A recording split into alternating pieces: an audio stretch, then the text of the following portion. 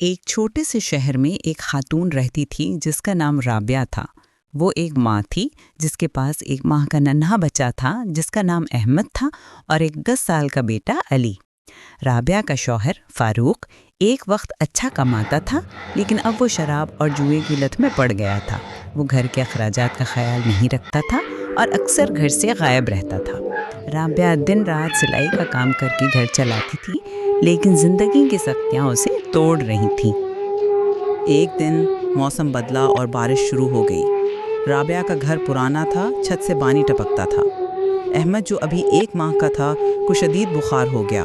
وہ رات بھر روتا رہا اور رابعہ اسے سینے سے لگا کر تسلی دیتی رہی۔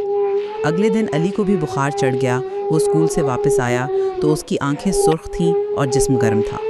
رابعہ خود بھی کمزور تھی کیونکہ وہ کھانا کم کھاتی تھی تاکہ بچوں کو زیادہ ملے۔ جلد ہی اسے بھی بخار ہو گیا۔ تینوں بیمار پڑ گئے اور گھر میں دوائی کا